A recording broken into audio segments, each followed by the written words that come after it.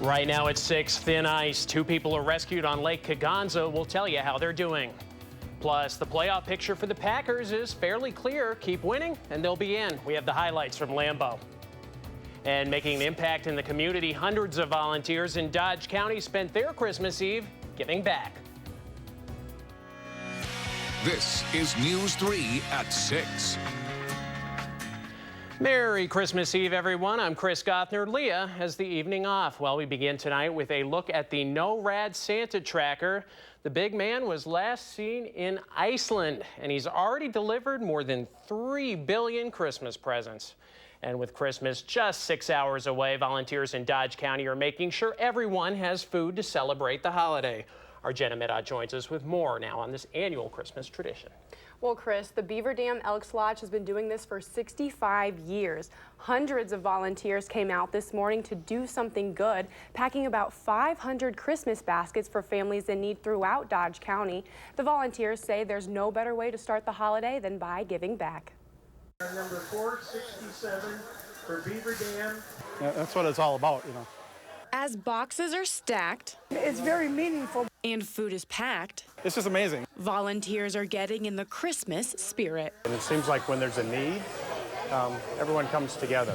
People from all over Dodge County teamed up Saturday morning to put together Christmas baskets. We come out here because there's lots of people who are in need, lots of children out in the community who are going hungry. It's an amazing thing. There's people in the county that wouldn't have a Christmas meal if we didn't get this to them. The baskets are stocked full with all the essential Christmas goodies. Chickens, we have potatoes, onions, carrots, celery, stuffing, Jell-O. And cars lined up to get them out before Santa arrived. We've been to houses where there's no tree, there's no furniture, there's no anything, and they're just in such need. And even though it was an early start to Christmas Eve morning, it's worth it. It gives you one of those warm, fuzzy feelings, and it's just enjoyable to be able to come out and know that you're helping people of other families all around the community who are in need. And the fact that people are giving up their Christmas Eve to come out here and help us, it just shows you that this is what the need is and what it means to them as well. A Christmas tradition for many of the volunteers who say they'll continue to come back year after year. As long as I can. Organizers say the best part is when they have families who received a basket one year come back and help the next year as a way to give back. Always nice to see people coming together for the holidays. Yep. Thanks, Jenna. In politics tonight, President-elect Donald Trump says today he intends to dissolve his charitable foundation. He says he wants to avoid any conflict of interest between the Donald J. Trump Foundation and his role as president. Trump released a statement saying he doesn't want to allow good work to be associated with a possible conflict of interest. Switching gears to weather now, Gary Canalti joins us with a first look at our Christmas forecast. Gary. Hi, Chris. Pretty quiet out there right now. It was actually fairly mild with temperatures in the 30s today. But as we take a look at Doppler 3000, things are still pretty quiet across Wisconsin. Now, the big problem tonight may be fog, and that doesn't really show up that well on Doppler 3000. Also, some freezing drizzle a possibility. Not a problem right now. Visibility 10 miles here in Madison, but a few locations seeing visibilities between about 5 and 10 miles. Temperatures are also above freezing right now. That's good. But later on tonight, those temperatures could dip a little bit below freezing, so any drizzle that forms could become freezing drizzle. Notice the winds, very light, so that's a good setup for fog to form. Santa will certainly need Rudolph at the head of his team. In fact, you can actually track Santa on, from our NORAD on Channel 3000 homepage. Future track shows clouds and some drizzle or freezing drizzle overnight. Temperatures dropping down to about 29 and then up to about 33 by early tomorrow morning. Notice the temperatures holding steady or slowly rising through the day as rain and maybe even a few thunderstorms arrive later in the afternoon. And then a cold front swings through and takes most of the precipitation to our east. So look for temperatures to drop to about 29 by midnight, be around freezing by 7 a.m. tomorrow morning. And then for later in the afternoon, look for temperatures to be in the mid-30s as rain develops. Could even see a thunderstorm by tomorrow night. And for Christmas Day, look for those temperatures to generally be in the 30s during the day, but climb into the 40s at night as rain and even a few thunderstorms develop. I'll have the full forecast in a few minutes. All right, thanks, Gary. 2 people are recovering tonight after falling through ice on Lake Kaganza.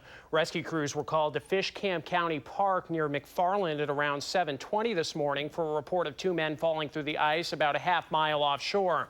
Fire crews rescued the 76-year-old man and 15-year-old boy and took them to the hospital with non-life-threatening injuries.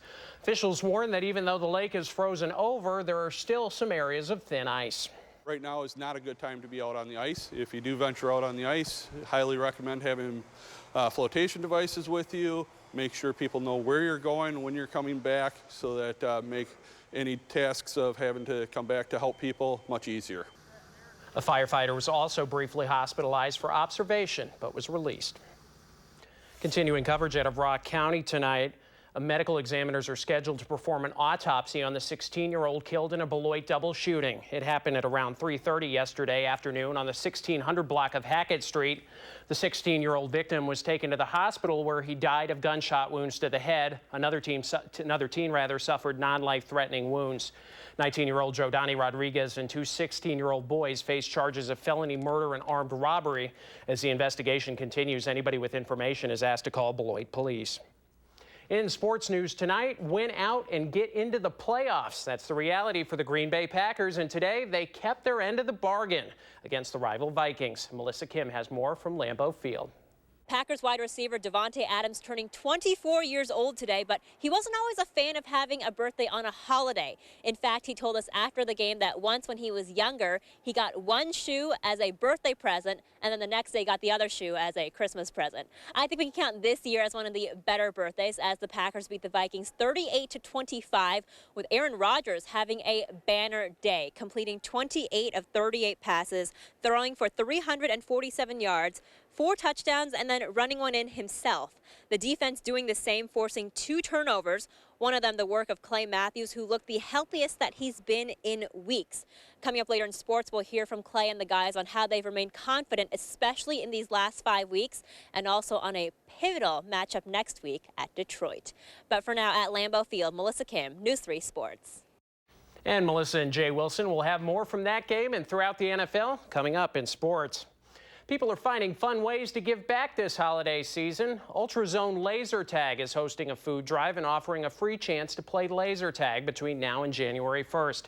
People who bring in food items can get a free game, something organizers hope will bring in enough donations to help those who need a little extra help around the holidays.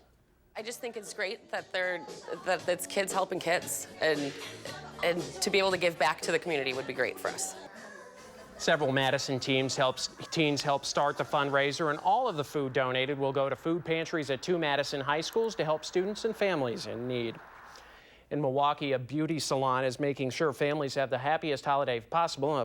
Going on to another story here, the Methodist Church in downtown Madison will host a special holiday meal tomorrow. The church will provide live music and will set up youth rooms for children and families to enjoy treats and activities. The meal includes all of the holiday fixings, and it'll be served from noon to 2. Coming up on News 3, whether you're buying it for an upcoming holiday trip or for a much-needed vacation, the right luggage makes a big difference. Consumer Reports explains the differences and offers hassle-free luggage buying advice.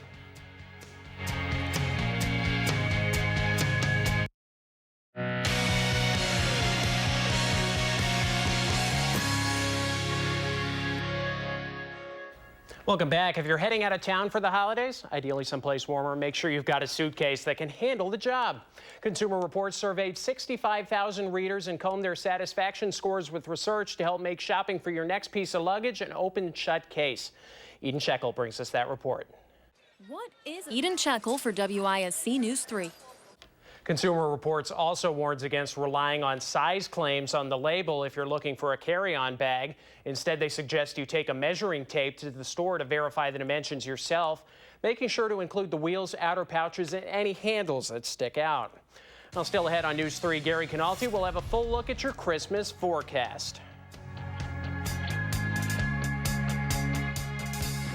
There are signs it will turn colder for the beginning of the new year. Well, there we go. It's safe to say that not many people were probably dreaming of a wet Christmas, but I guess that's what it's better than a messy Christmas. That's true. So. That's true. Thanks, Gary. Sure.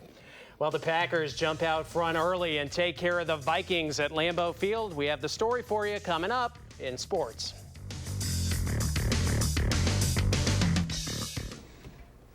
All righty, Gary, what's weather looking like? You know, Santa's certainly going to need Rudolph tonight because we're expecting fog. And tomorrow, the fog and freezing drizzle in the morning will give way to rain.